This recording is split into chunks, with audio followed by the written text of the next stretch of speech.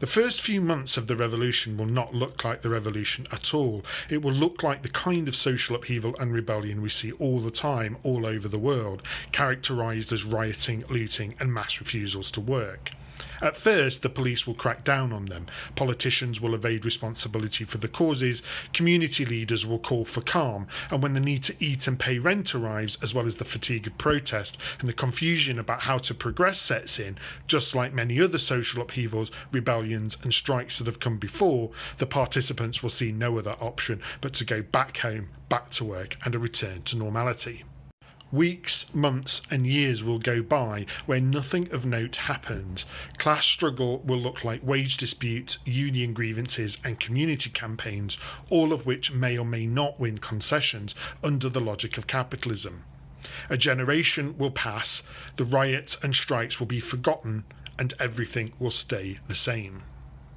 Then, without expectation, social upheaval will happen again, perhaps as a result of cops lynching another black man, resulting in looting and the burning down of police stations. Perhaps a boss tries to sack his workforce and a mass strike erupts. Students might go out onto the streets and riot over an outrageous war in occupied lands. The police will crack down again, the politicians will prevaricate again, and again the community leaders will call for calm. To those who are familiar with this routine, the conclusion will look almost inevitable. As the days go on, the looters, strikers and rioters will be faced yet again with their inability to coordinate.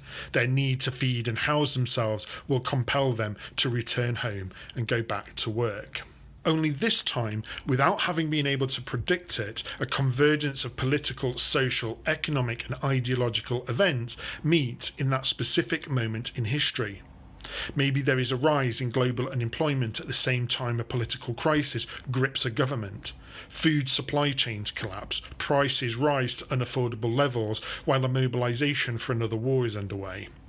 The politicians are no longer making sense, the community leaders are ignored, and the police are unable to maintain public order. What started as looters in one city and strikers in another city has become a widespread mass outpouring of civil disobedience across the whole country as millions of people descend into public spaces.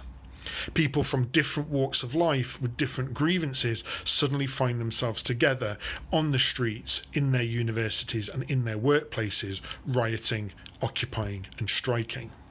This time, a general mass strike across the whole country brings the economy to a standstill. Cities become centres of rebellion and refusal, and this time a political group has emerged amongst this disparate, disorganised, uncoordinated movement, a group that has the organisation, infrastructure and ideas to begin solving that coordination problem. Assemblies are called where people agree to work together. Police stations aren't burnt down, they're raided. Revolutionaries arm themselves. Pitch battles with the cops erupt as supermarkets, city halls, hospitals and radio stations are occupied. Communes are declared, landlords are dispossessed, committees are organised to oversee housing, care of the vulnerable, food distribution and defence. With direct access to food and unencumbered by rent, no longer concerned with returning to work, people stay on the streets. What started as social upheaval over one thing or another has suddenly escalated to become the primitive reorganisation of basic life. And of course, the government of the day panics. It triggers the Civil Contingencies Act. The Bill of Rights and habeas corpus are suspended. Martial law is declared. The bourgeois parties form national unity government. The armed forces are mobilised and sent to put down the communes and restore order by any means necessary. But as they enter cities and towns, people throw up barricades and start to fight back.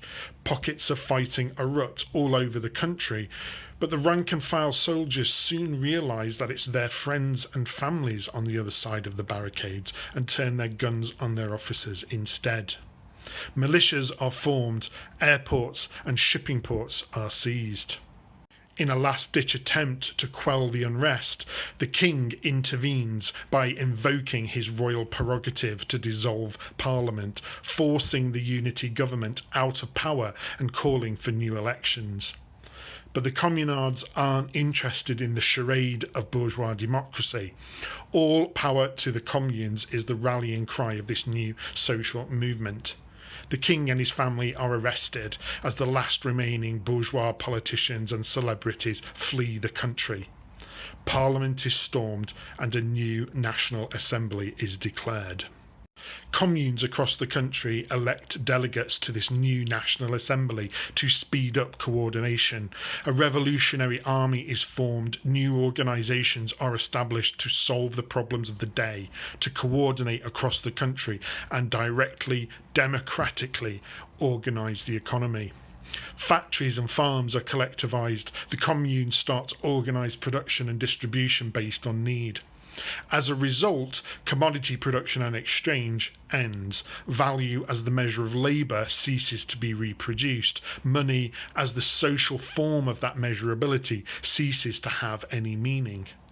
The separation between life and the things we need to live stops being mediated as we access the products of our labour more and more directly. This is the first phase of communist society. Meanwhile, of course, NATO declares its intention to intervene, but social upheaval has spread across Europe. Efforts to send troops and arms to the last pockets of bourgeois resistance are hampered by sabotage, rebellion and resistance.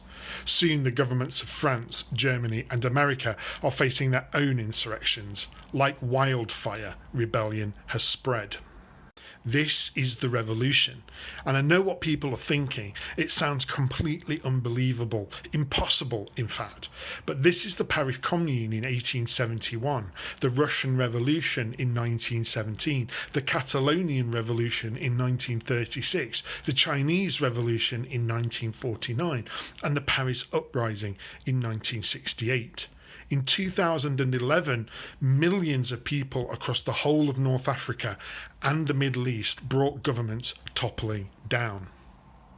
Capitalist realism makes it seem like the end of capitalism is impossible, but history is contingent and has shown that revolution is not only possible, it's probable. We just have to fight for it.